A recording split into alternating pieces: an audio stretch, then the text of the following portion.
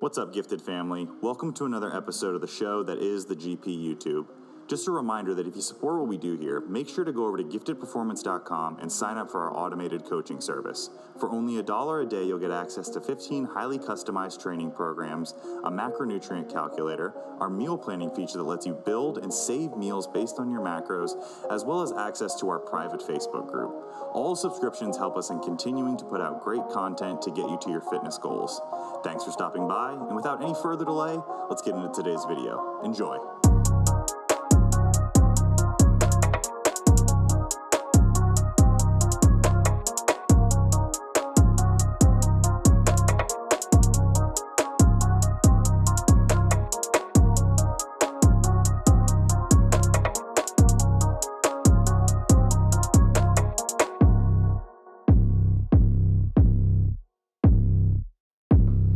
Guys, welcome back to another episode of the GPP, the Gifted Performance Podcast, where we give you the information needed to improve your own general physical preparedness.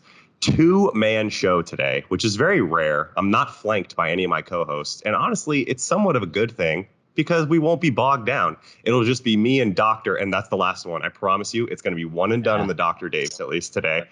He does not appreciate that. I am here with Dave Tilley of Shift Movement Science. Dave, how are you doing today? Staying sane?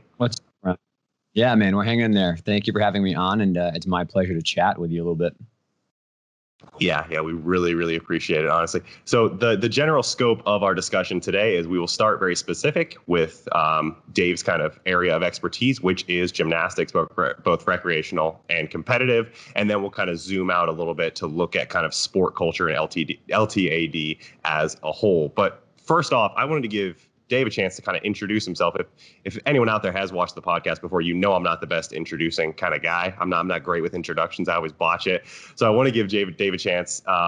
Dave, give us a rundown on kind of like education, some of the places you've been, some of the coaches that you worked with, and who would you say is your biggest coaching influence? Yeah, for sure. So I guess the highlighted footnote version is I did gymnastics my whole life. I competed up through level 10, which is kind of the JO, the Junior Olympic system in the States here. Competed at college at Springfield College, Division III school, but I loved my time there. And then also while I was there, got my doctorate in physical therapy, and then went on to get a 2-year postdoctoral certification, did like a home residency for sports physical therapy.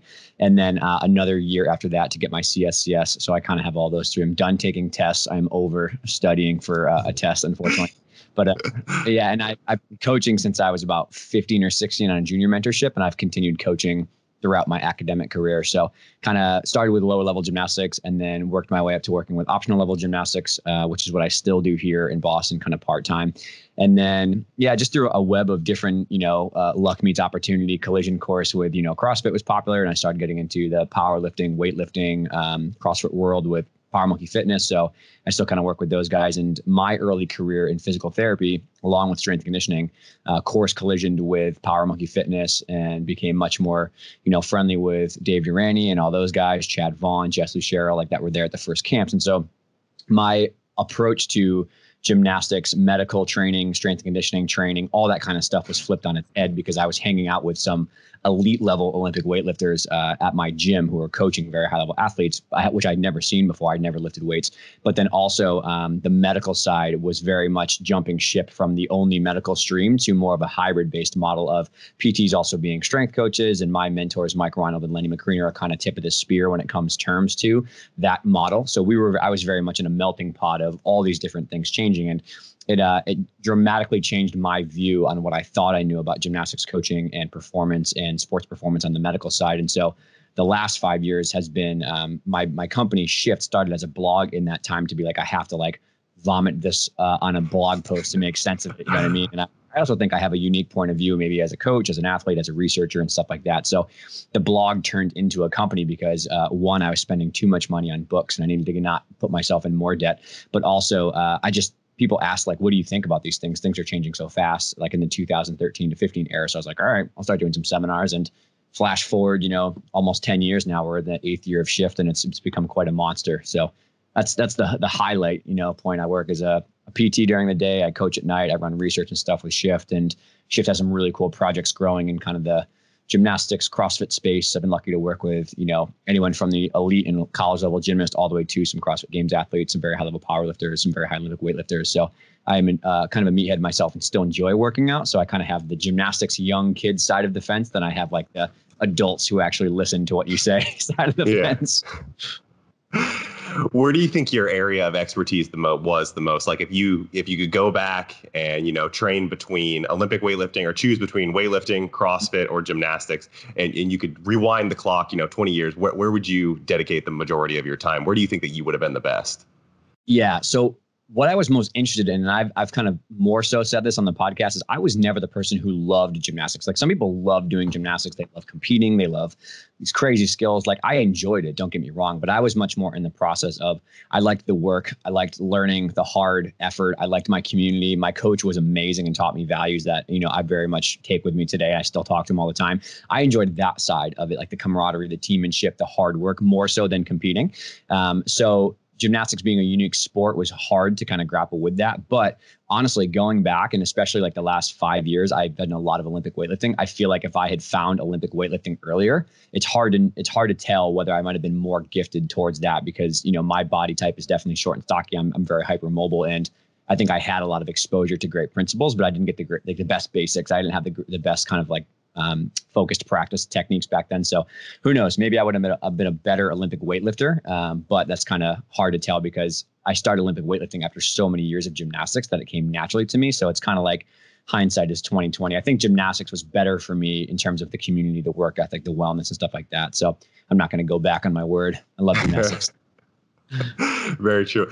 Heavy gymnastics background, big Olympic weightlifting background. What is the best Dave Tilley CrossFit workout? What is the one that you see on the board and you're like, oh, I'm going to smash this. I'm going to crush this. Oh my God, dude. I've smoked Diane in like 2 minutes and 5 seconds. Like, yeah. When I actually started to deadlift the right way, so any of that stuff, like I don't do as much CrossFit anymore now these days. I'm much more in the traditional strength conditioning, only because of my time constraints. But yeah, back in the day, like 2015, when I was like peak after college, it was like Diane, I could dominate like Chelsea pretty easily or Cindy pretty easily. Like that stuff was not a problem for me. Yeah. So started out as nice snatches. So started out as a blog. That's such an interesting inception story. Started out as a blog. What it has shifted to what it is. Shifted. You like that? Uh-huh. Has grown to what it is today. What would you say the current mission statement of Shift Movement Science is? What is the one thing that you want to accomplish? Yeah, I think it's twofold. It started out as just trying to get more information and tools to, help athletes perform better, be happier, because there's just so much unnecessary suffering in a lot of youth sports, right? I think that way with any of these sports that are more just like not a lot of money, but a lot of work. I view like weightlifting, gymnastics, wrestling, like these very niche sports that like are just grind, you know what I mean? But they forge these as like savages. They absolutely like just come out of the other side, just monsters. And I think that those people get exposure to life lessons, positive role models, all the values and stuff that then make them go on to be incredible humans. Like, and I've said this on other podcasts that I firmly believe someone in these niche sports like weightlifting, gymnastics, CrossFit, whatever, are going to like learn the values that they have to go on and like go to medical school and cure cancer or like start a business that changes like world hunger, like something crazy like that. I believe that these sports, not that other sports don't, but these sports very much forge incredibly resilient and hardworking people who just do it for the better of themselves and the community. So that was the original start of Shift and why I did it, along with personally, I wanted to be happier knowing what I was doing was evidence-based and working. And if I could give other people those tools, I found that other medical providers, other coaches were much happier and had a lot less, stress in their life when they had tools to know how to solve problems that they commonly face. So it started off as that, just like, let me help myself be happier. Let me help athletes be happier. Let me help other people share this information. And in the last 3 years, honestly, it's become much more of a bigger than me impact I feel much more of a social responsibility to do the work necessary to help in this incredibly volatile time that a lot of us are living through, whether it's the gymnastics scandal, whether it's, gymnastics is very much a microscope and a zooming out glass of many other youth sports of kids that are getting, pushed too hard, and a lot of parents who maybe are living vicariously through their kids, or coaches who are maybe don't have the best moral intention and they're a minority in our sports, but we have to push them out and hold them accountable. So now I feel as though people have just listened to the podcast a lot more and followed me a lot. Shift has grown significantly in the last few years. And now I feel as though I have a responsibility to just do the things that I think are going to make a better legacy for the next generation of coaches, the next generation of kids. So yeah, it's much more now in terms of like I don't know what the word is to say it, but it feels much bigger than myself right now. It's not just like, hey, I'd like to learn some stuff and like help some people. Now it's like entire countries are asking me like, hey, we're changing our entire system. Like, what do you think we should do? And I'm like, bro, I'm this guy from Boston. I just read books. Like, I'm grateful you value my opinion, but people have changed their entire gyms. Medical facilities have changed how they treat gymnasts and weightlifters and CrossFit because the work that Dan and I have done together. So now it's just like, fuck, can I swear? Sorry about that. Oh yeah, go for it. Yeah. It's encouraged. Yeah. Now I just have to be like, I gotta haul ass here, man. I have a rare opportunity to help a lot of people. And I really want to make sure I don't live with regret in 10 years and look back and be like, I could have done it, but I just didn't want to work hard enough, So that's where I'm at now. Yeah, I think that's it's an overwhelming feeling when you have that many people coming to you and all of a sudden you are kind of the expert. But I think from what I've seen, you got a really good team around you. You mentioned scandal though, so let's hit that one real briefly. So before we kind of go into gymnastics, because you have the weightlifting background, I wanted to ask you kind of what your input is on the IWF scandal, kind of changing of leadership, passing around of money, all that, and how it might compare to the USAG scandal of recent years. And one follow-up question on top of that is the scandal of the USAG, is that something that is specific to the US, or are scandals like that happening in other countries that maybe we're not hearing about? Yeah, great question. So then the first one is, I will admit that my knowledge of the weightlifting scandal is a little bit less because my head's so far in the sand with what I'm doing now. But my understanding of talking with people, it's got a lot to do with covering up of blood doping tests. And there was a lot of money that was like kind of gone missing, like $10.4 million. It was like, where's that money, And then there were a lot of, questionable pathways followed to get the leaders in place, that it was questionable whether they got elected or whether they were like, stuffed a ballot box or found somebody who knows somebody. So, I've gotten to this point with my work and shift and stuff. Whereas when I was younger, I was so appalled and taken back by it. And I was like, I can't believe it, blah, blah, blah. And now it's just frustratingly mundane because it's like, here's another example of power corrupting. Here's another example of, the thing I hate the most, and I've probably never said this publicly in a podcast, and hate's a strong word, I rarely use it, but my ultimate hate is I hate when somebody in power exploits somebody else in a position of vulnerability for their own gain, right? When there's a power dynamic, whether that's in a leadership position or whether that's in a just personal relationship with coaches. I despise that when somebody uses the vulnerable state of a younger athlete or of people who are chasing an Olympic gold and they hang that over their head and they say, jump through this hoop or do this or bow down to me.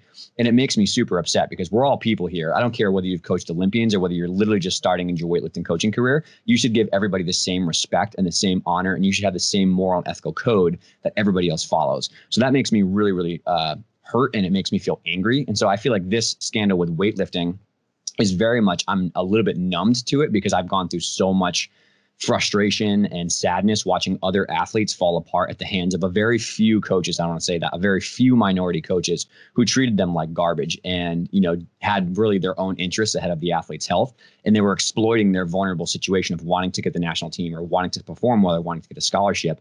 So it makes me incredibly infuriated to hear of another example of someone like in our world for USAG, we had the same parallels of we clearly had, I don't want to say his name, but the doctor. And then we had the, Steve Penny. And then we had the Carollis who were, I call them like the three-headed snake. They were all chasing different self-serving interests and were putting other people's vulnerable states at risk, right? So, the doctor was clearly taking advantage of people sexually abusing them. The Carollis were looking the other way, turning a blind eye, and were putting, not even about the sexual stuff, they were putting people through horrific workouts and overtraining and pushing through injuries because of their own self-serving, I need to win, I need to be famous, this is my, status, this is my American dream, as so many like the 30 for 30 podcast showed that with the Carollis. Yep. And then you very much had Steve Penny, who was like, clearly drunk on power, right? Hungry, wants money, he came from biking with the Lance Armstrong situation to USA Gymnastics, and he wanted the money and the power. So all these people are self-serving interests, and they're putting the athlete's lifetime of work and sacrificing their childhood at risk for that. And along with, like, again, there was some coaches in that arena who were doing the best thing by their kid. Amy Borman and Simone is the best example. They did exactly what they needed to do to protect her and keep her safe and try to like help her through that. Unfortunately, there were still a lot of problems that came up with her because USAG failed to protect her during those times. But there are examples of people who are doing the right thing, treating kids well.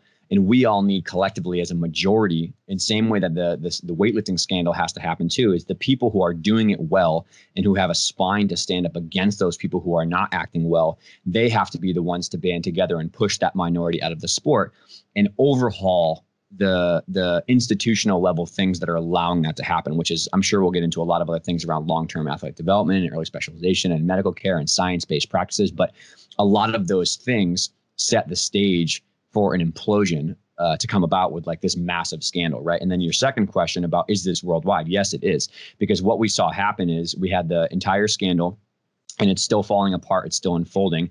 But then we had Jennifer Say in the Netflix documentary Athlete A came out, and it very much uncovered the real issues, which is, you know, the sexual assault stuff is horrific on a level it's hard to understand.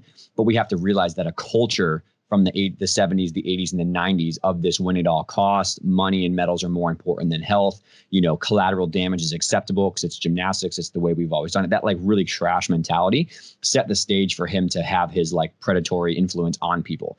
And so we have to, that documentary, I think, did a great job of highlighting how awful clearly the sexual abuse stuff was, but then not letting people off the hook of saying, yes, but look at all these other things that cause this horrific mentality of training young kids and how we have to change in this minority group of coaches who are famous and get status and money and medal and are doing it for the wrong reasons.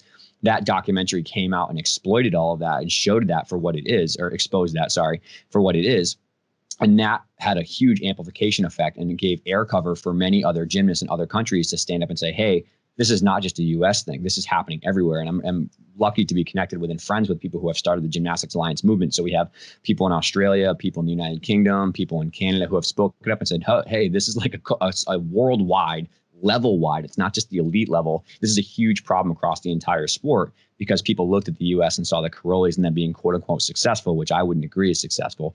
And they did the same thing in their country pockets. And that brought about the exact same chaos of overtraining and pushing too young, and psychological warfare, and you're not hurt, but you're not tired, you're just lazy, blah, blah, blah. Like, this is just trash culture. So now we're seeing it unfold very much so of a worldwide, issue of everybody trying to overhaul. So there's an independent investigation in the UK. There's an independent investigation in the US and the Australia. Unfortunately, the US has not launched one, but there's a lot of people who are, rightfully so, putting the hot plate to, people who are maybe not acting in line with what we know is morally and ethically right. Yeah, and something you said that I want to, it's around the Carolis. Do you remember the exact name of that 30 for 30 episode? Yeah, heavy metals. Heavy metals, that was it. So just around kind of the training as a whole in gymnastics, some of the dogma that has existed there around how you're supposed to train a youth gymnast, the level that you're supposed to train them, like you said, overtraining, running them into the ground. Is that an issue with kind of gymnastics as a whole? Are we starting that at a young age? Is that recreational, competitive? Is it both? Is it all of the above? Where does that culture of overtraining and this is the way that it needs to be done, where does that start? Yeah. So I think largely it came from a few things. One was what we didn't know. The science was not available 20 years ago. We have great studies now about the long-term outcomes for early specialization and long-term and athletic development models that are that way and pushing that younger generation. And I also will say that all things considered, I'm definitely on the pedestal of the later peaking age and longer models of that. But I do think that gymnastics still leans towards the distribution curve earlier of a little bit earlier peaking, not as early as what we're doing now. And we've collected some data that's insane when you look at who specializes how young. But I do think it's going to be a slightly less based on your goals and your stuff like that. But I think the long tail window, it needs to be extended much more past the 15, 16, 17 peak age. So with that in mind, I think it came from a lack of education. We didn't know, and now we do know. I think it also very much came from not only the Carolis, but many other people in that camp that just arbitrarily said, if you want to be successful at gymnastics, you have to be very tiny and very lean and very young, because it wasn't about their mentality in that time. From my understanding from the Heavy Metals podcast, was not so much that that's when you're athletically at your peak physiologically, you are just easier to spot. and you're easier to teach skills. And really what we found is you're easier to control. You're easier to, push around and say, do this and do that. And you can get them into a military style training. And that was arbitrarily brought to be success because a few athletes from that generation were successful in that model, but I don't think they were successful because of that model. They were successful despite that model. I think they were savages and they got through it because they're elite athletes, and they would have gotten through that, any other way. And they were durable. You know what I mean? They held up to the test. So the people that were success stories in that generation became the model, quote unquote, of Caroli saying, everybody has to be tiny and young and 14, and this is when you peak. And when in reality we found out, which is, that's actually eating disorders. That's actually overtraining. That's actually just covering up and sweeping injuries under the rug and saying, no, you're not hurt. No, you're not tired. Keep working harder. This is what it takes. This is what it takes. And very much grooming the parents into that mentality of, this is what it takes. You can't come in the gym. You can't watch. How dare you question me? I'm the coach. Like all the things that we know are horrific coaching practices are now coming to light. And yes, there were Olympic medals under the Carolis that came multiple times in multiple success.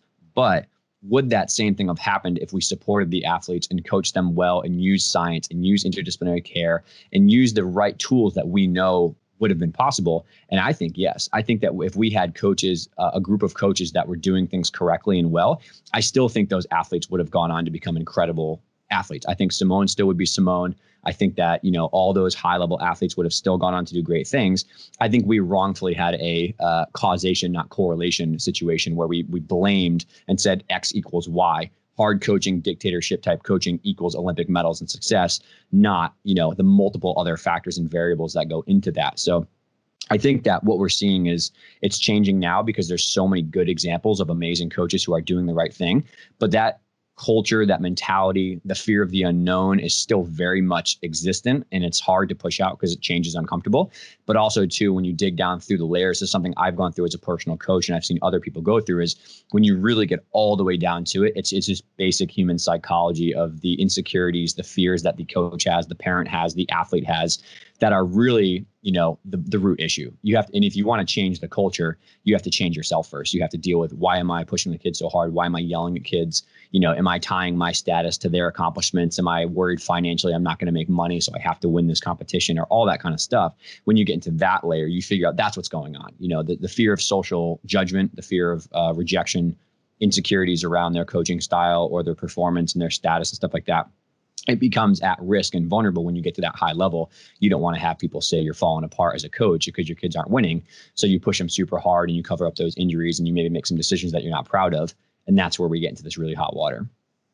Yeah, and maybe it was my own naivety. I think when I was told how gymnastics culture and how gymnastics development kind of went along, I was told the things that you were saying there, like overtrain them very young, push out puberty as long as possible, maintain that small body size, that small body weight, as that will be more favorable for gymnastics. But that never really made sense to me. This is a very strength and power sport. You need to be resilient. You need to have the ability to absorb those forces. So delaying puberty, under eating, overtraining seemed very counterintuitive. It seemed not very kind of like evidence-based. And it was my own fault for not digging into the research and not understanding it more. But you're someone, and I don't know if you're alone in the field or if you have other individuals that are pushing that evidence-based practice. Are you do you see yourself as the leading force on evidence-based practice, or are those other individuals that are kind of alongside you that are helping you out?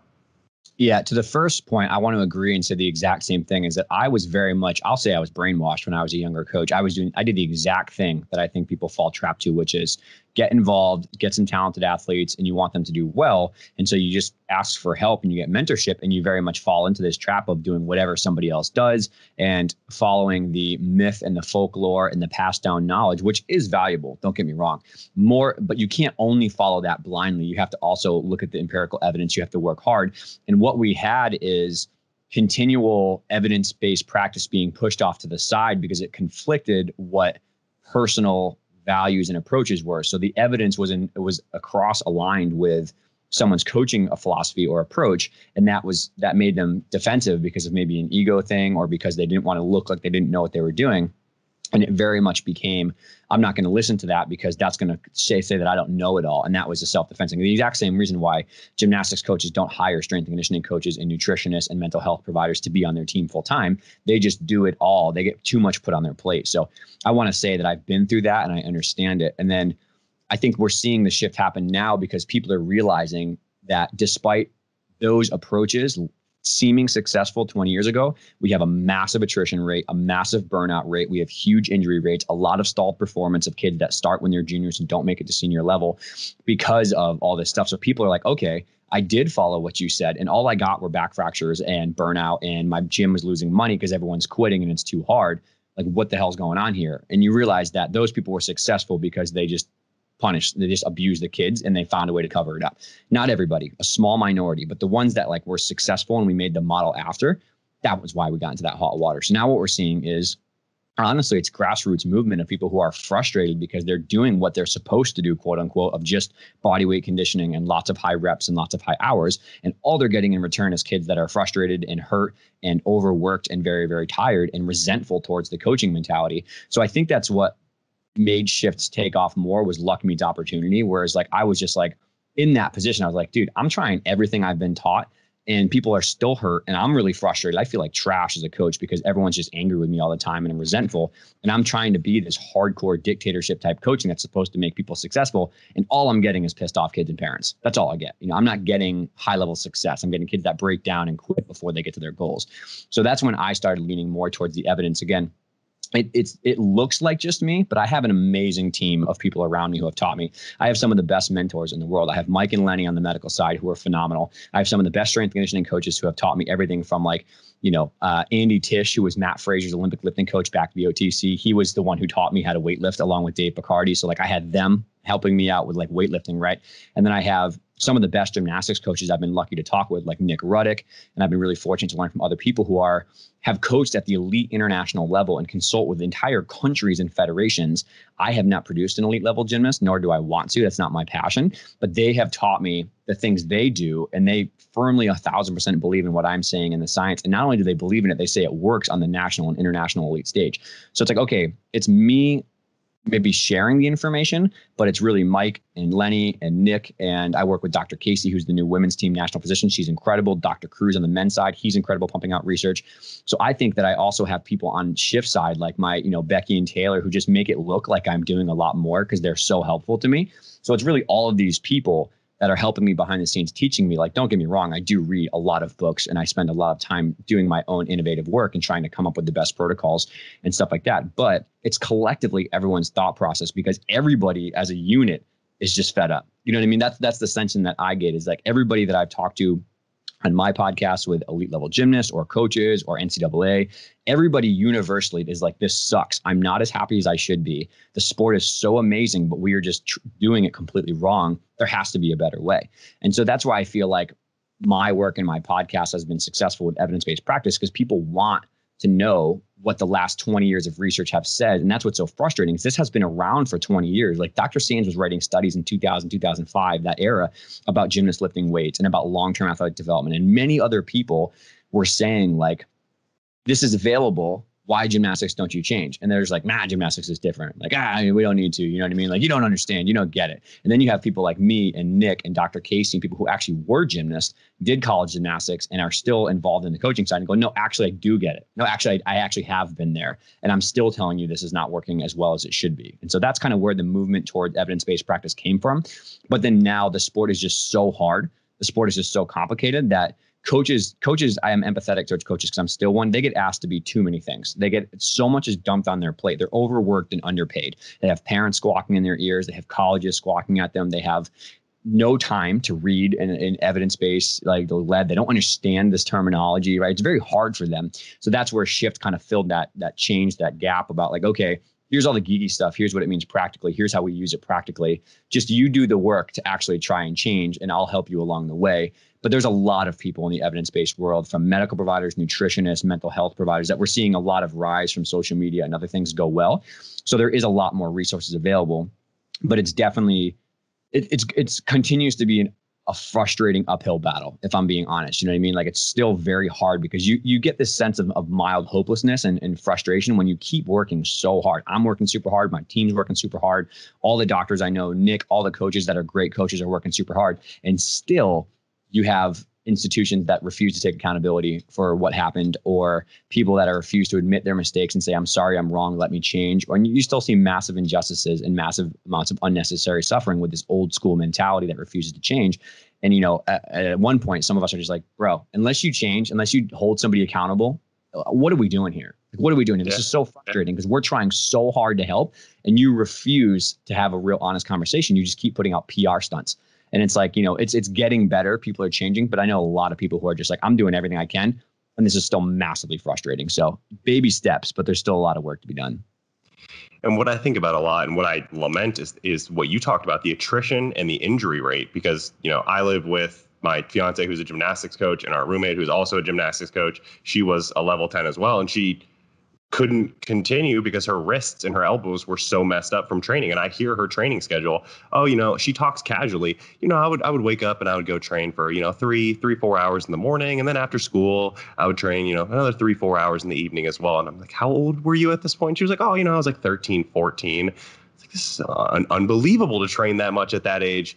And you're here saying, there might be a better way here. My fiance selfishly asked the question here, so I'm gonna throw it in so I don't get beat up, so I don't get put in the doghouse out in the dog cage.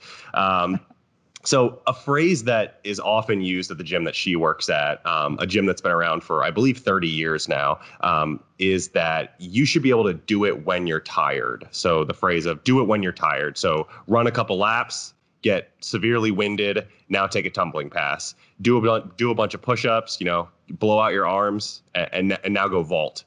And to me, as an S&C guy, I'm like, that's insane. This is skill acquisition for, you know, 8 to 14-year-olds here. Do it when you're tired seems very counterintuitive.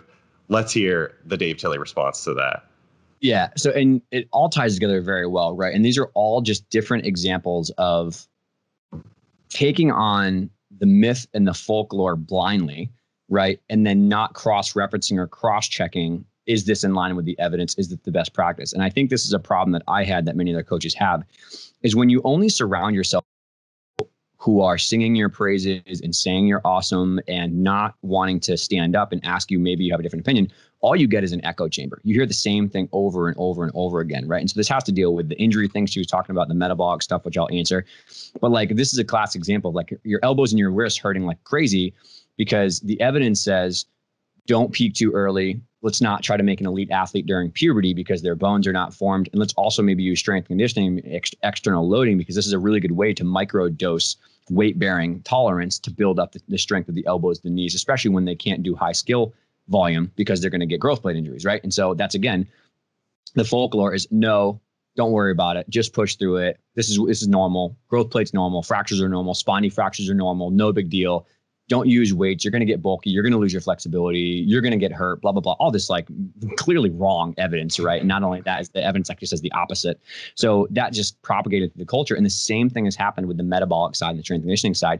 And I remember I'm really good friends with Chris Hinshaw, who was like Matt Frazier and Catching Daughter's endurance coach. And so I went to Power Monkey Camp and I like sat in on his first basic energy systems lecture. And I was 10 years into coaching at this point. And I was like, I have never heard any of this. None of this. I've never heard about capacity and lactate clearing and stacking and working all this stuff. I'm like, where the hell was this in my coaching education, right? They were like, do floor routines until your legs get tired and then do a dismount. That's a good idea. And I was like, yeah. And I watched people just tearing their ACLs left and right, right? And so I started to like, okay, I'm going to put the stuff that I knew.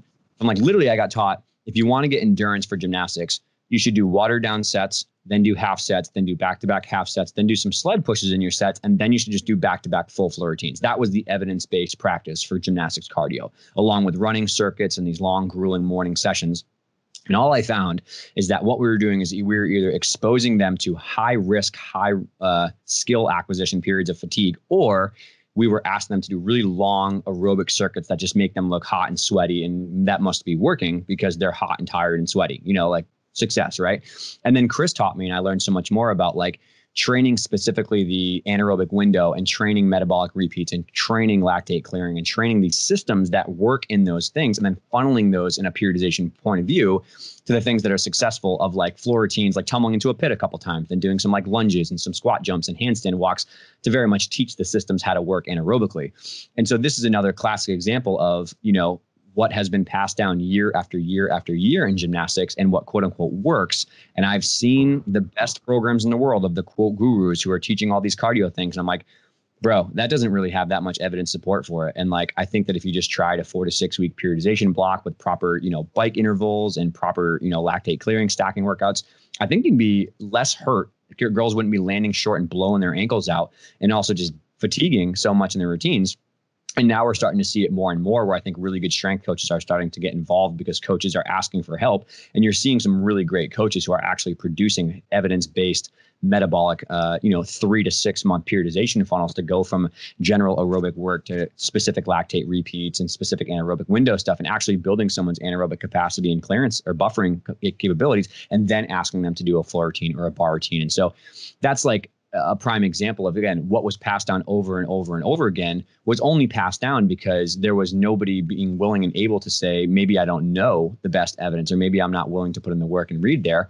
And I learned from a lot of people, Jay Leiden and Chris Hinshaw and many other people. And I started playing around with those things. And I was like, damn, this is definitely working and kids are less hurt. But it's happened with everything. It's happened with training hours, with year-long athletic development and taking an off season. It's happened with later peaking. It's happened with flexibility methods, strength conditioning, nutrition. There's so many things that I feel like one of the solutions is overhauling the education system, as we'll talk about. There's so many things that I feel like if we just combined our knowledge of, coaches need to pass down their technical knowledge of how to teach Yurchenko and how to tumble. That's gold. I've learned so much from some of the best coaches like that. But you definitely shouldn't be asking them for nutrition advice or for strength conditioning advice, right? Or for mental health advice, or for all these other things that are clearly in like a physiologist or a mental health or a doctor point of view.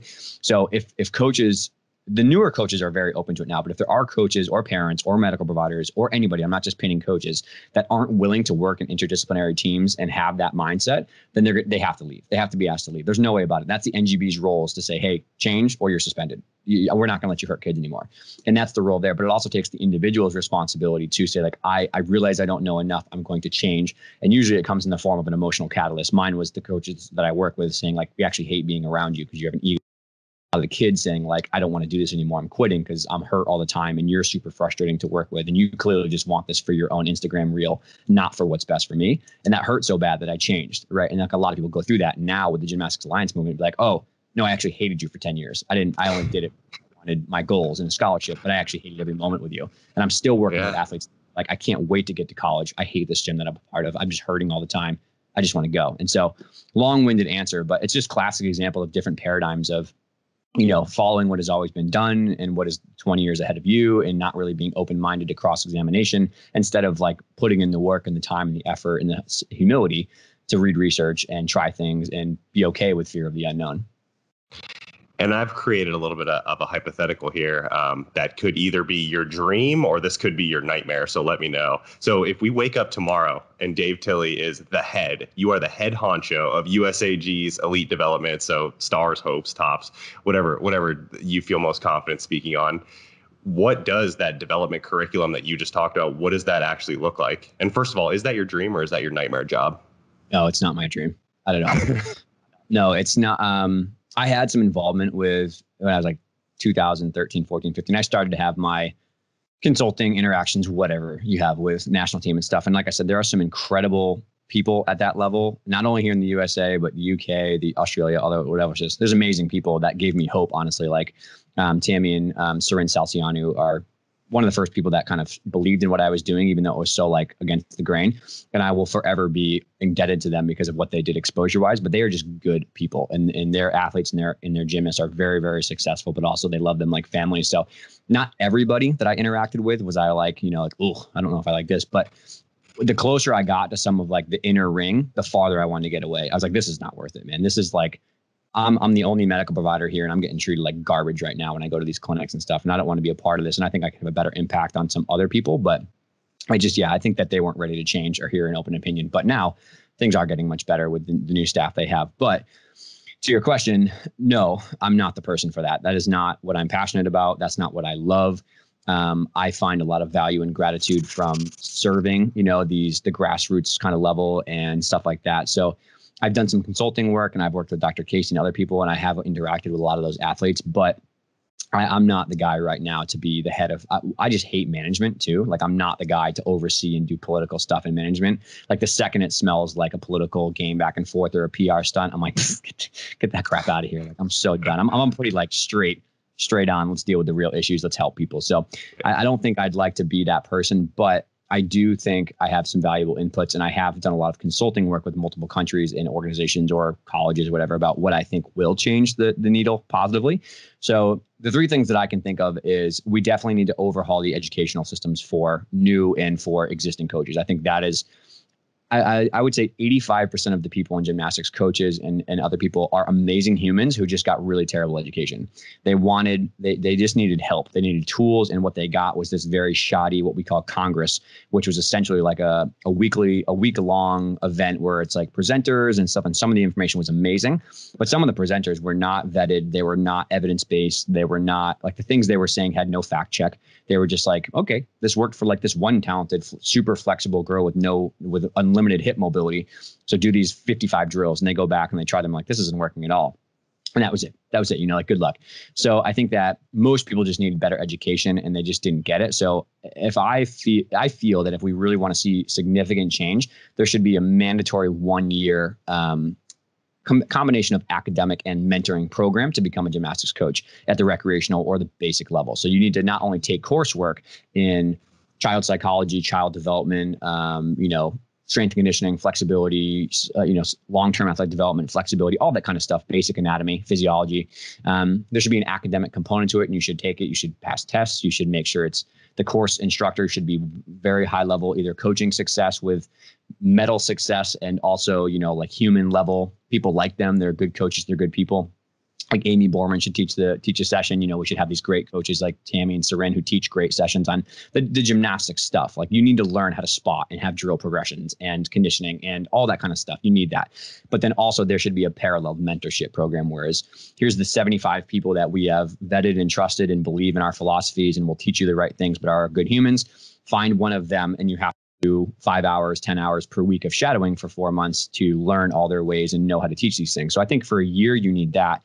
If you'd like to go to the level 10, the elite, the college level, you should have another year of advanced coursework of high level physiology, high level, strength and conditioning and all that kind of stuff. So I think that has to happen. And I also think that we need continuing education units, kind of like the medical stuff, is where you should be required to learn from these courses. The NGBs should put out new courses with new evidence. They should invest money for the best experts to teach these things and help them get to the practical level. But you should be required yearly to take ongoing education. So like, that's, until that comes along, I don't think there's no dent that's going to change that way. So that needs to be like standard. And I know they're actually working on that now. Like some of the new leadership at USAG I've touched base with, and they're actually really great people who are doing a better job. And I think they're trying to move towards that. They've kind of pushed out some of the old guard, so to speak. So that's one. Two is I think we need like a mandatory ethical and moral code, right? There has to be a standard set of principles. Here's what you do. Here's what you don't do. This will get you suspended. This is an infraction, but this is how you handle these hard situations. And again, back to education, I think a lot of coaches just don't know how to properly handle some hard conversations about the kids aren't motivated. The parents are squawking in my ear. Early recruiting is a problem. I don't know how to help with this athlete get stronger, or they're always like, financial struggles in a gym. Like they need help more than they need getting attacked. So I think like you need to have those things in place, but like it has to be like a foot in the sand about like, no, if you do this, you will not get your opportunity to coach again. And I think we're seeing that now with like Maggie Haney, for example, was suspended for 8 years, but there's still a lot of behavior at meets and at practices and at gyms that's unacceptable. And gym clubs need to hold their staff accountable. Peers need to hold each other accountable. Like we all need to do better of self-policing and self-policing ourselves as well, to have the same ethical code for everyone to live by. And it doesn't matter if you've been to the Olympics, if you overtrain somebody and push them through an injury or go against medical advice, or you're just pushing someone super hard when they're going through puberty and you have a lot of injuries, you're going to get sanctioned and you're going to get violated for that, because that's not the way to do it. That's not how we treat kids. So like that's another one too. Is that not the job of Safe Sport right now?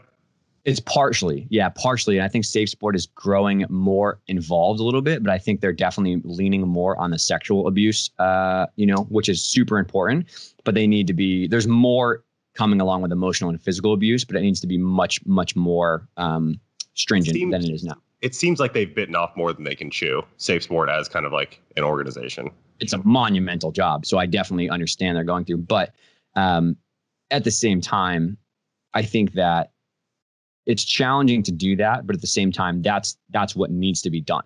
You know what I mean? Like, you need to have that backbone and that spine to stand up against things that are unjust, because they've lost trust in the community, because there's still people who are doing the wrong thing and getting away with it. There are still people as part of all the organizations, not just USAG, that were part of that old school mentality. And maybe they have changed and I don't know them, but I'm pretty sure there's still people who are misbehaving and not acting appropriately, that are not getting held accountable for the things they're doing. So I think that's a part of it. I think Safe Sport has done a better job of making channels and funnels to report abuse allegations, but there needs to be independent investigations. You need to have checks and balances. You need to have all that kind of stuff if you want to be successful and get the trust back in the community. And I think, I work at a YMCA. I've worked there for the last 8 years because early on in my career, I just didn't feel good. It just didn't feel right. The alignment of morals and values of the gyms that I were working at with USAG were not in line with my personal values. So I dipped, and I was like, I'm not going to work for gyms like this anymore until we change. And I've been there for 8 years. It's been great, but they need to do the same thing of establishing rules and ethics and guidelines and anonymous complaint channels. And we don't want this to be a witch hunt, which I think unfortunately sometimes it becomes, whereas, you can definitely get some crazy parents or crazy coaches or crazy athletes who maybe feel slighted and they don't take responsibility. And I don't want to at all downplay the reality that, people have complaints and they should go, but there are definitely some situations where, like, a crazy parent has said a coach has been disrespectful or blah, blah, blah, when in reality, like, they just need to be maybe more self-aware of their actions as a parent. So there are some very small cases when that happens, but you don't want to risk slighting that and not having reporting. You had to report everything. You take everything seriously. People's experiences and stories are valid, and we need to follow them through. But there's a fine line to toe there between coaches feeling like, things are crazy, but it should be crazy. We've done some pretty crappy things in the last 20 years. So we deserve to kind of get our feet held to the fire. Absolutely. Yeah. You said you had a third aspect of that curriculum for us. Oh yeah. I think that thanks for reminding me that I got off on I derailed you. Yeah, they're good. I think the biggest thing is kind of what we talked about already, is people need to be not scared of the unknown. I think people are really fearful of the unknown, of, like, we need to completely, like, rethink our model of gymnastics in terms of, like, when we ask kids to peak, when we ask about strength conditioning, like everything from longer timelines of periods to hybrid strength conditioning models to proper nutrition, working in interdisciplinary teams, education. Like, it's a massive overhaul that needs to happen. And I think people need to be okay taking that, punch on the chin for a couple of years, maybe in a performance point of view, whether it's locally at your competitive level or nationally, internationally. You have to be willing to take that hit to build a new model that clearly follows the evidence and expert coaching opinion, and that has everybody involved on the same page. And to change that in your gym is massively scary. So I think people need to just realize that change is hard. Fear of the unknown is real. Like, yes, it's going to be uncomfortable. You're going to have some social pressure. You're going to do some things that are not in line with the current social quo. But that's what it takes to rebuild after 20 years, 30 years of destruction. Is we need something that's radically different.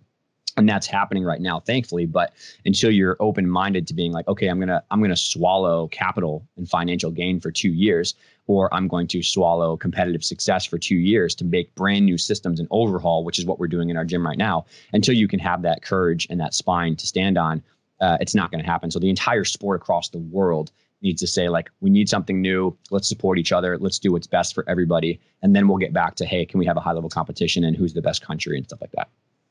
Boom. Yeah, I think that financial hit is a huge one for the biggest gyms in the world and for these smaller gyms, because how you pay the bills is you put out elite level gymnasts. That's what attracts people to your gym.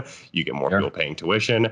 And what you're saying is, hey, listen, like, we got to take a step back. Can't emphasize that. But what you're promoting, if I'm getting you right here, is there is the possibility of building a curriculum, building a program, a culture around gymnastics that not only maximizes athletic development, but also respects that long-term athlete development model, right? Yeah. And from a business point of view too, you know what really makes good financial long-term success is treating people well, is treating people well and providing a great service, whether that's recreational, competitive, whatever. Because I promise you, the majority of your money is going to come from the 99.9% of people who don't go elite in gymnastics and don't have that. So find coaches who treat kids well, build programs that keep kids healthy and safe and making progress towards their goals. And what you lose in temporary financial or growth success, because maybe you're changing things and you actually may drive, but we drove away a ton of people who were not online with us, not changing to be super hardcore and pushing and yelling and screaming and scholarships and all that kind of stuff. When we switched our model significantly 5 years ago, a lot of people left. A lot of parents were unhappy. We're like, okay, this just isn't a good fit. But long term, we gained that money back and that time back and that commitment back 20-fold because we cared about the kids who stayed, and we attracted new people that were like, they don't yell, they don't scream, they don't, but my kid's still really healthy and happy and they love gymnastics and friends and community. So long-term business investment, if you're a smart business person, you'll realize that just treating people well and being a good human is the best financial ROI you can have. Does that 0.1% become a larger percentage if we start changing the model? If we can reduce the attrition rate within the sport of gymnastics, do we see more elite level gymnasts? I firmly believe yes. And I think Nick would say this too. There's nobody in the planet, gymnastics or not, who does better when they're getting trashed all the time. Nobody performs better when all you hear is negative, no, you suck, it's not good enough, blah, blah, blah. Like, who in the world wants to go to the gym for 16, 20, 25 hours a week when they're just getting yelled at all the time and treated like garbage? Like, nobody, right? I firmly believe there are hundreds, if not thousands, of level 8, level 9, level 10 gymnasts who had incredible potential, but got their legs chopped out from underneath them and couldn't get back because of so many injuries and pushing too early and not being patient in this environment that was pressing too hard on them. We put these kids on a hamster wheel of success when they're young in gymnastics, and we expect them to be better, perfect. Win this meet, win hopes, win elite qualifiers, win the junior national championships, make the senior team, make it the world, make it to the Olympics, win 2 Olympics, win 4 Olympics. Like, it's never good enough. It's never good enough. Ever. And like, who realistically is ever going to fit that mold? Even Simone, who's the best in the world, no doubt the GOAT, still is never going to be that perfect model. So if she's having a tough time and she gets injuries and she has problems, how in the hell do we expect all these kids to do the exact same thing? So I think that I've seen so many gymnasts that non-competitively have just not been able to stay in gymnastics because of injuries and mental burnout and the pressure from the system holistically, that we lost a huge opportunity to teach them valuable lessons and go on and be great humans in life. And if they just stayed in the sport and been healthy, community would have been amazing. They would have learned so much life values. But then on the competitive side, I've had some level 10s and going to college that have cumulatively lost 2.5 years of training due to injury. So they've had 2 surgeries. They have so much problems. They lose these 4 to 6 month gaps. What could you do with 2.5 months back of gymnastics training or any training? Like, you can make someone a monster. And like, that's got to be viewed at it as like slow now, fast later. Like Tom Meadows I had in the podcast, one of the most successful men's coaches in the country. He's had a kid on the team, Olympic team, and he was the head coach 4 years in a row. So 4 quads in a row. He's had someone on. And he's the #1 proponent of go slower when they're growing. Don't push it. Be easy, teach them values, make them good humans. And clearly it's successful. And we think that guys are different. They peak a little bit later, but there's no reason we can adopt that model to be peaking later, going through college later. And there's a whole ball of wax with college recruiting and stuff and NCAA. But there's no reason that we can't have 22, 24, 26, 28 level, age gymnasts going, well, Ellie Black, Becky Downey, Michaela Skinner, Simone Biles, Allie Raisman. The list goes on and on and on. Think about all the people that are very high level in gymnastics that are later ages. And we just have never entertained that idea. We've never allowed a culture that lets them get through 10 to 14 safely, not push them super hard, and then maybe start peaking them and growing them more at 16 plus. But Ellie's strength coach was just on the podcast this week, and he's started working with Ellie when she was 16 for weightlifting, and she's been doing it 1 to 2 times a week for the last 10 years, and she's been to 3 Olympic Games. Like, maybe we should listen to him. Maybe we should listen to Ellie. Like, maybe we should. It's like, no, that's an outlier. Like, I don't think so. Every college team lifts. Every single college team lifts and has a periodized schedule and does things later. Like, I think maybe we're on something. Why can't 12-year-olds do it? And it seems like a no-brainer for some of these coaches. You're a gymnastics coach. You love the sport of gymnastics. It's been your entire life. Here's a model to where we can create happier, healthier, and even more importantly, because this is what makes your money, more skilled gymnasts. But you, with your model, the evidence-based model, there's still that resistance. I know there's still that resistance. I worked in strength conditioning for a year. I got that same resistance. Rowing coach, cheer coach, baseball coach. It didn't matter. The strength stuff, that stuff doesn't matter. It's all on the field. So, there's a lot of strength coaches that are going to watch this, and they're going to want to know kind of how do you go about introducing this stuff to the coaches, getting through to them, because a lot of them have very thick skulls.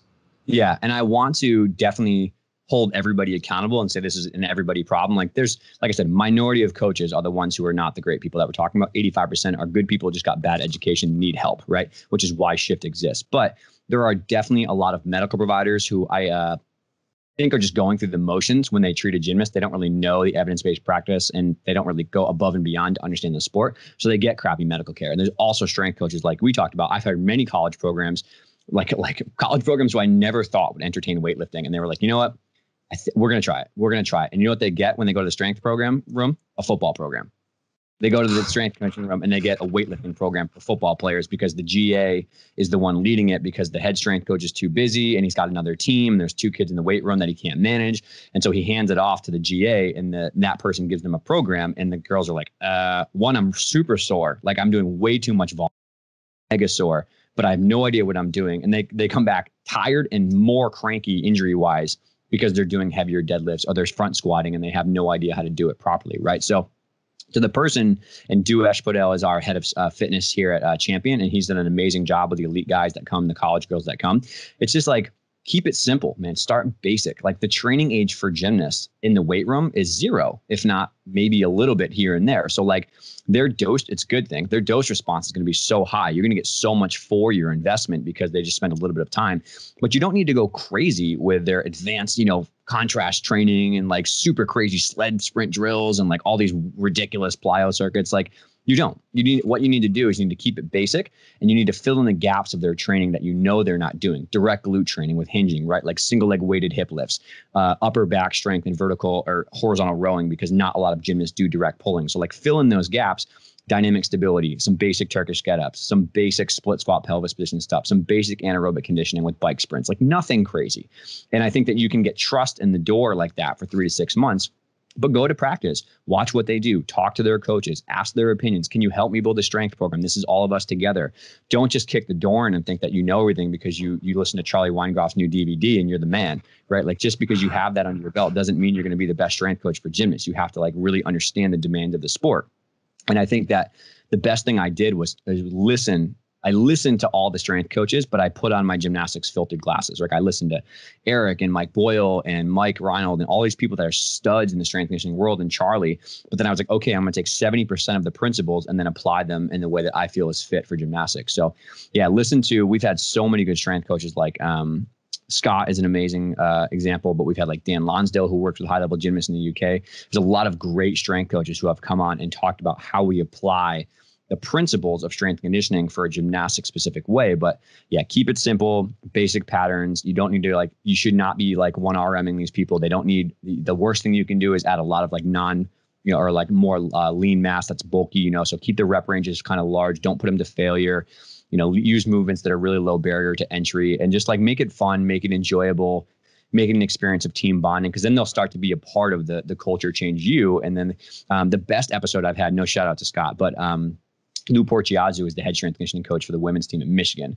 And he's had quite a 10-year journey of going from just starting, not really getting through to the coaches and that kind of stuff, and slowly building trust over multiple classes. And people who then seniors would say to the freshmen, like, I know you don't want to do this because you came in as an elite gymnast and you were saying this is not going to be helpful, but this is actually what you need. This makes you better. This makes you a better gymnast and a healthier gymnast. Then the coaches on board, and Lou's done an amazing job of helping mold that culture towards it. And now they have one of the most successful programs in the country. And I know Denver's another example that's done that. I know UCLA has done that. I know Utah has done that. I've been really lucky to work with these people. Every single one of them hit friction points 10 years ago when they started and just slowly built trust and communicated and worked together as a team. And now it's like one of the things they swear by to be successful.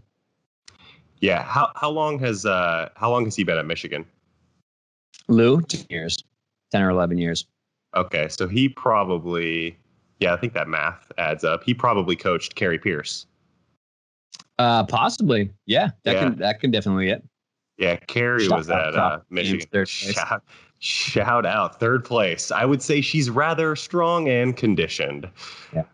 Something I did want to circle back to, and I just want to give you a chance to kind of touch on it, or if you feel like there was anything that we missed, any other negative consequences that you've seen from this kind of arms race of early specialization. And it's not just gymnastics. Gymnastics is kind of put up on this pedestal as this like epitome of early specialization. Yeah. Here's this sport that does everything wrong, and it's not necessarily just gymnastics. We're seeing the same thing happen in American football, in basketball, in soccer, in weightlifting. What are some of the other negative consequences that you've observed there? Yeah, I think we've hit on a lot of them, but obviously from the performance side of the fence, think about how much time you're losing maybe with burnout, injuries, low motivation, the monotony of training. Like that's just real. I think so. There's a lot of people who snowball off because of mental and emotional burnout and strain. And, the attrition rate is clearly what it is. And this is an interesting thing I didn't say, but I think it's an important topic is when you look at the literature on attrition rates and injury rates and surgery rates, you see an incredibly alarming rate of all those things, right? But it's not the whole story. Gymnasts are stubborn. They're not going to speak up when they're hurt. They're not going to say, they quit. And like for every 1 to 10 gymnasts you see who make it on the competition floor, there's probably a whole host of people who might have a boot on and are not at the meet and stuff like that. So like I don't think the stats are reflective of the reality of the situation. I think a lot of it, unfortunately, is being covered up. And I was a part of a research group that wrote a large chapter in a new textbook about these kind of things. And when you look at the literature, it's a portrayal of what's really going on. So even what we see with injuries and burnout is not the whole picture, which is where it leads to the health thing is like there's clear mental and physical strain with a lot of mental health concerns that gymnasts have talked about with anxiety and depression, and even in some cases like suicidal tendencies because they were pushed so hard when they were young that they couldn't hack it in terms of like having coping skills. And it's not their fault at all. It was the person who put that hack it mentality in there, like just be tougher, just go harder, just do it. It's like, that's ridiculous. It's ludicrous to put on a child who's going through puberty. You know what I mean? And so I think that there's a lot of obviously injury rates. We see a lot of people with like back fractures, multiple elbow surgeries, multiple ankle surgeries.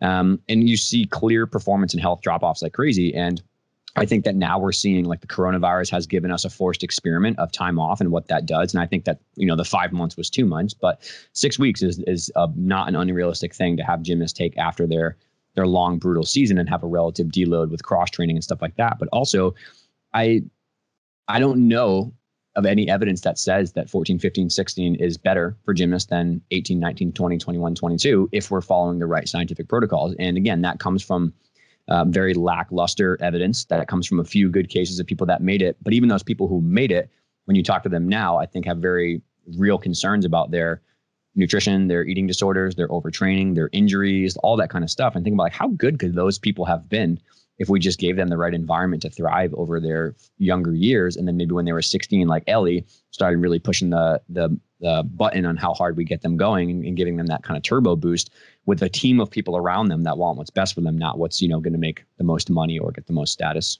elevation.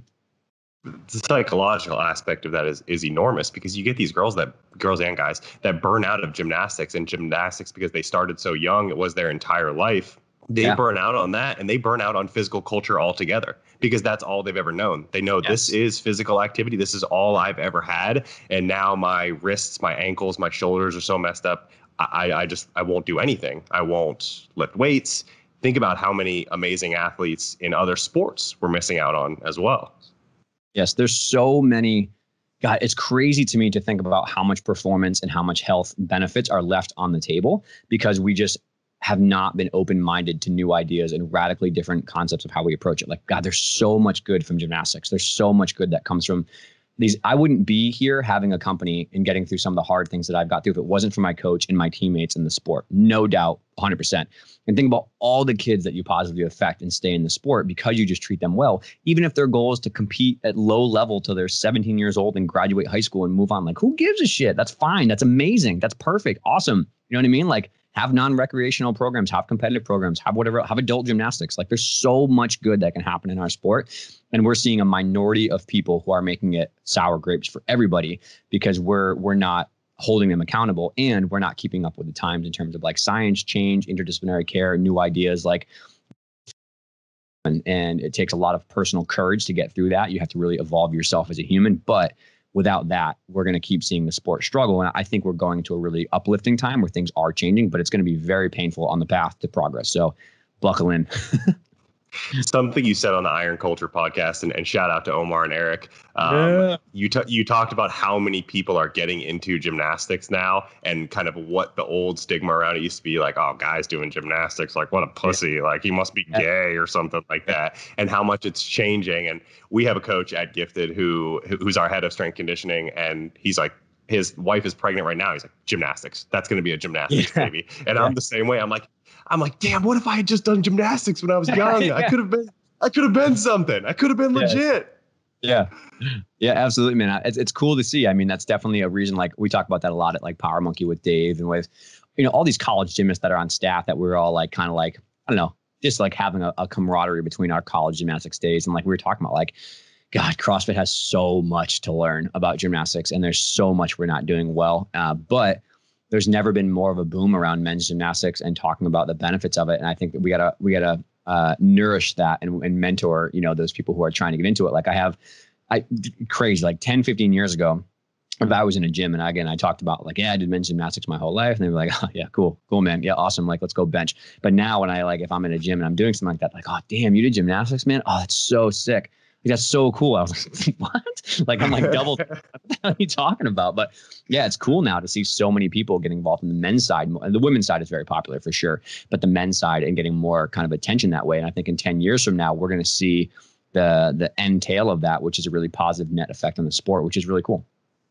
Dave, did CrossFit make you cool? CrossFit made weightlifting cool. It made gymnastics cool. Do you feel significantly cooler now? Because let me just tell you are. No, I don't feel cooler. I feel lucky that I got to meet a lot of people who I probably would not have interacted with. I definitely feel indebted in gratitude towards CrossFit, but I wasn't cool before. I'm not cool now. So I don't think that there wasn't a net change of a delta at all. I'm just a dude from Boston who likes books and helping people. That's kind of how I define myself. Sweet. All right. I want to be respectful of your time, but we got a hell of an outro question right here. Yes. I haven't thought of my answer yet, so I might just base it off of what you say. The outro question here, Dave, is would you rather snatch like Lasha Talahadze, world record holder, best 109 plus probably to ever live. Yeah, 222, very well on his way to 225, which is just an obscene number. Or would you rather tumble like Simone? Yeah, back in my heyday, definitely tumble like Simone. So maybe pre-21 years old, it would have been tumble like Simone because my life was gymnastics and I loved competing. I mean, I loved training and stuff like that. So it would have been cool to tumble like Simone. Now my goals have shifted significantly away from competitive. I don't have a competitive bone in my body anymore, but I enjoy the benefits of weightlifting still. So now I would say snatch like Lasha. Prior to 21, I would say tumble like Simone. Look for a 220 kilo snatch coming from Dave. I just PR'd a deadlift. That was it. That was a big one. It's there. The strength is there. Just pull and pray. Yeah. Never. The elusive 300 clean and jerk never happened for me. I got 290, but it's on the way maybe. It's coming. I can tell. There's a resurgence. There's some strength. Thanks for clarifying. All right, Dave, anything that you want to circle back on, touch on again as we kind of go our way here? No, I mean, my parting thoughts for people listening and down the road, this will kind of be posted on my site too, is people view me as critical of the sport, but it's only because I love it so much and because I want us to come out of a dark time in a net positive. And I think that there's a lot of frustration. There's a lot of, like I said, that feeling of hopelessness sometimes, but people's work is definitely going towards progress. And there are 95% of people are amazing and they're doing well, and the sport deserves everything that it needs to get better. So please don't take my words as like a negative poopy parade and gossip fest. Like I really am only critical because I love it so much and I want people to be happy. I think that if we have these hard conversations, people in the sport will be happier. Their mental health will be better. They'll be more fired up to be working in gymnastics. But I also think the athletes themselves will be extremely grateful and go on to do amazing things. And then it will come back around where you changed, had the harder conversations, and 10 years from now, your athletes come back to the gym and they love you and they're super grateful for everything you did. And that feeling will be worth all the pain now. Phenomenal. I love that. And I think a lot of sports, not just gymnastics, a lot of sports in general can take some information from there. Dave, let the people know where they can find you.